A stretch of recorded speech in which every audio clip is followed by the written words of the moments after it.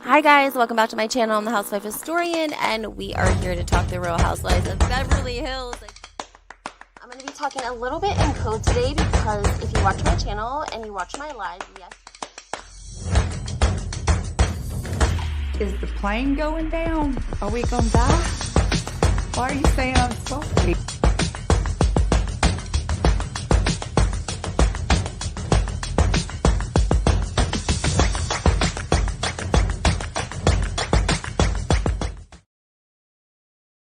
Hey guys, and welcome back to my channel. We are going to be talking the Real Housewives of Salt Lake City today. Hey Tay Tay, just want everyone to know, of course, everything in this video is alleged for entertainment purposes only, and we are going to be talking about the Real Housewives of Salt Lake City. So this is a little warning. If you haven't watched last night's episode, you're sleeping and don't watch. You probably aren't going to want to watch this because we're going to be talking about last night's episode. Did everyone watch it? What are your thoughts? Can you grade last night's episode like A, B, C, D, or F? Because some people loved it, some people hated it, but I'm not here to convince you guys either. I just want to go over some of the things that I noticed, and also the fact that Heather did not put all of this together herself. There's no way. So I wanted to talk to you guys a little bit about that. And then, of course, there's so much coming out today about Monica and these videos of her driving past Jen Shaw's house with this designer. Guys, we have to go back. This is the thing. If you haven't watched Salt Lake City, then you wouldn't maybe know about a couple of years ago, before we knew Jen to be as what's the word? She was pretty, just toxic, okay? She was working with a designer. His name was KOA. I think they call him Co. And she mother effed him over her reunion dress. She wasn't happy, and it was in her home, and it was recorded. And I think after the reunion aired, something along those lines, the recording aired. So people heard Jen Shaw basically like cussing this man out, and she was not nice about it. It was not a great look for her.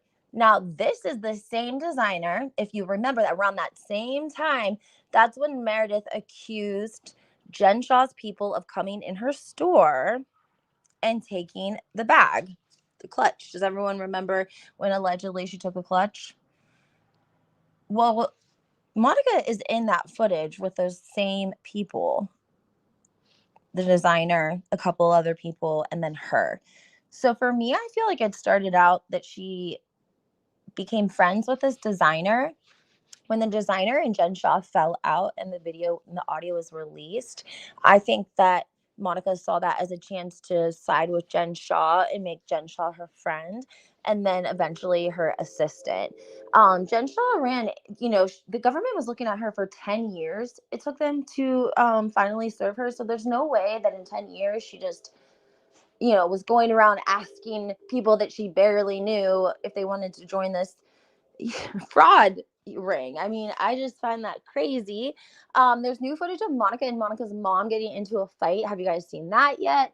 They are yelling at each other. You can tell the mother doesn't know that she's being filmed, but Monica and her mom are going at it. And Monica's mom says, "You're an actress. Your job is to get screen time, and you let those four bitchs, get you so upset that basically you're losing screen time." And I found that to be a little fishy. I also found it to be fishy that Heather told Monica to pack her bags and leave. When did housewives get to tell other housewives when to leave? I, I don't know about that. And I think, guys, Heather is so shrewd, you guys. If you watched last night's episode and you know a little bit of the backstory that allegedly Monica owes Beauty Lab money, and then I think she sued them or something. Um, when they're shopping in the store before Heather confronts Monica, she picks up a bag and says, "Oh my gosh, I would really love to buy this bag, but I don't have my card with me. Like, would you mind buying it?" And so Monica buys it for her. It was like 700 and some dollars. And I totally think that Heather did that on purpose because she was like, "I'm never paying you back for that bag. You owe my business. You're trying to sue me. So, like, don't come asking for that 700 and some dollars."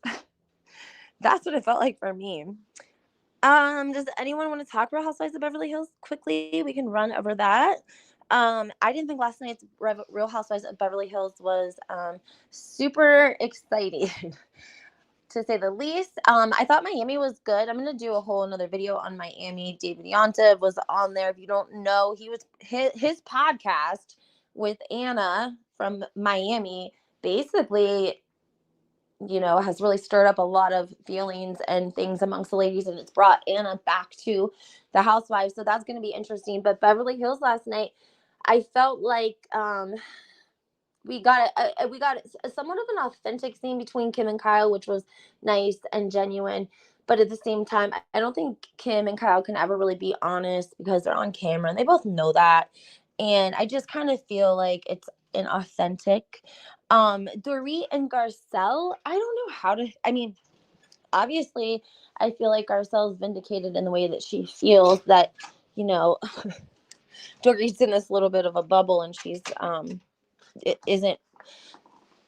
doesn't bother to pay attention to what's going, around her. And so I think that Garcelle does a great job of, expressing herself calmly and doing it in a way that hopefully viewers who don't understand can learn to understand, because that's always my goal.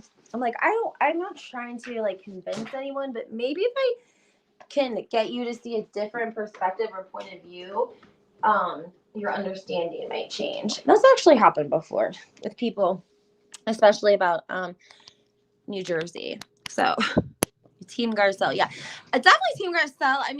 We know that Dorit doesn't have a lot going on this year. That's not. I can't believe she's still on, to be honest. I'm going to turn my camera on real quick, guys. There we go. I can't believe she's still on, to be honest, but she is, and so we deal with her. But I definitely think that at least Garcelle, she stops it in the moment, which I appreciate, because I really love on-site confessionals. Do you guys remember back in the day when they would do they would pull someone aside and do their confessional right then and there? This was back in the OC days, and it was so great because the ladies, you were getting a real raw reaction from them, not just whatever. You were getting a real reaction because it was real time and they were filming them with a little confessional off to the side. I especially remember it in the OC. Alan said, yes, I missed that as well. Also, guys, there's been some video come out. Someone sent it to me. Thank you very much. And it's showing the hairdresser who's allegedly in Real Housewives of Salt Lake City. Allegedly, she was involved in this hate page as well.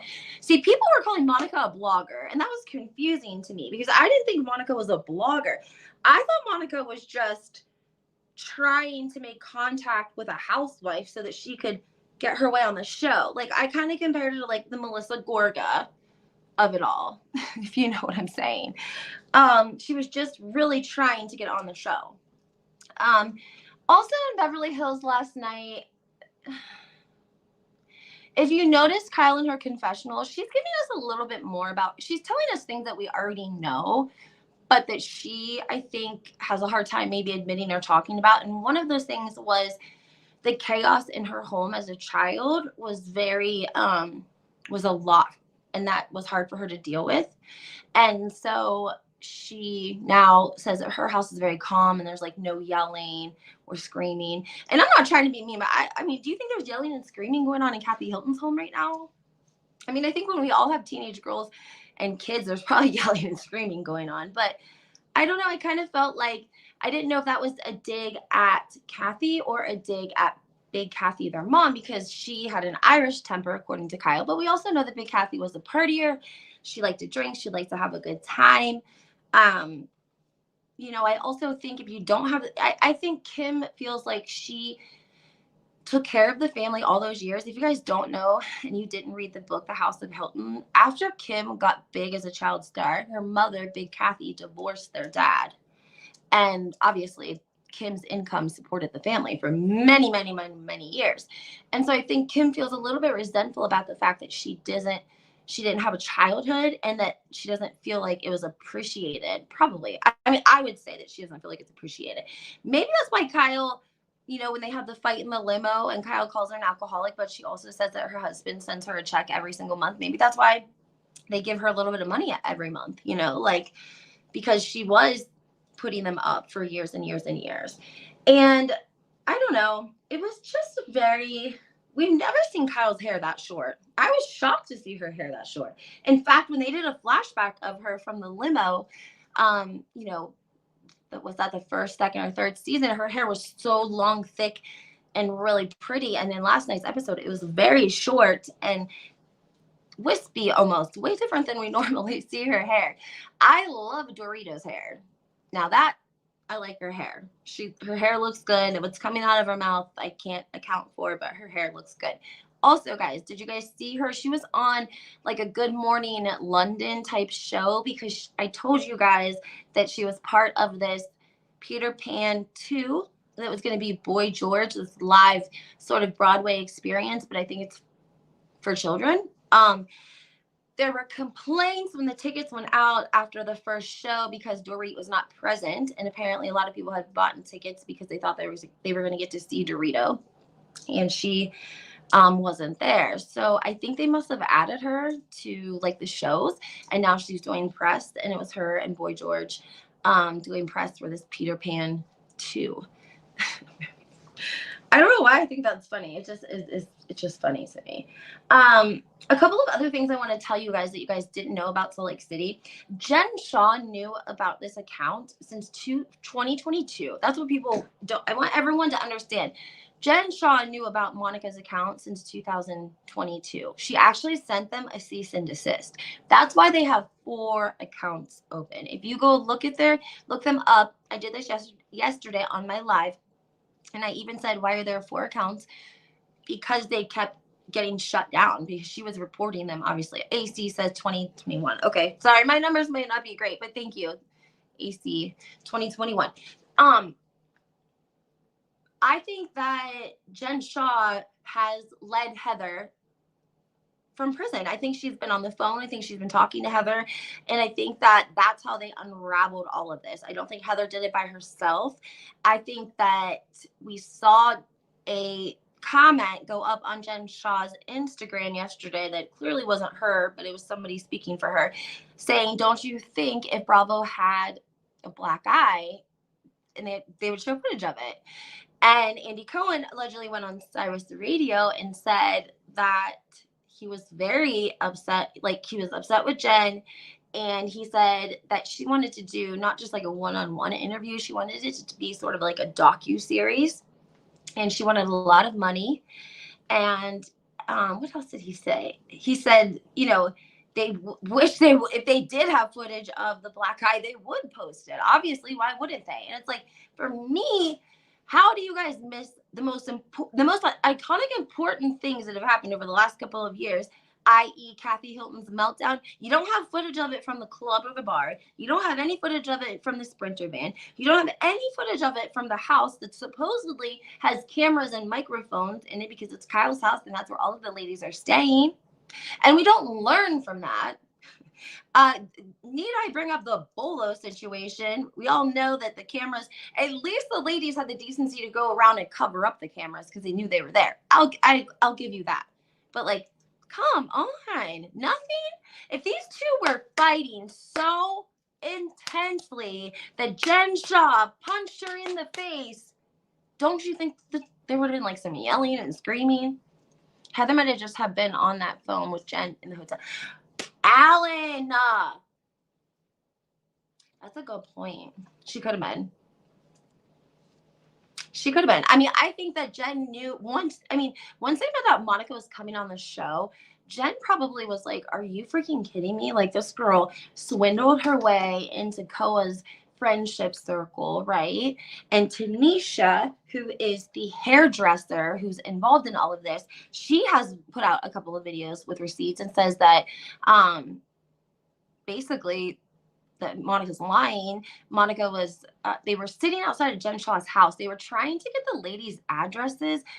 I don't know if I really believe that they were trying to get the ladies' addresses. I don't think that would have been too hard, but I think that they were stalking Jen during the trial time because they were trying to keep up in real time on what was going on so they could keep up with the page. because whoever was on that phone, she was protecting them and pushed the crew away. Did we hear any of the phone call in the episode? Do you guys remember if we did or not? I can't remember. You're right. She was pushing them away. She was pushing them away. Wow. I didn't even think about that, Alan. I think Heather, she could have. That's a good too. I think that she still got information from Jen, and then maybe she got in private detective. But as soon as Monica joined the cast, Heather and Jen are already talking. You know, Jen's in prison. Heather's probably sent her money visitor or whatever. Jen's gonna tell her everything. She's gonna be like, this girl infiltrated us, and then she tried to turn feds on me, and then she joined the show. So it's like something's here. Heather could have not have put all of those pieces together, especially the footage from Meredith's store, which to me is the most important piece of the puzzle, because it shows her hanging out with Koa and his friends in that tight circle. They were also working with Jen Shaw, getting her ready for I think the reunion or something like that. That to me, like, and who has the time to do that? My Lord. I think that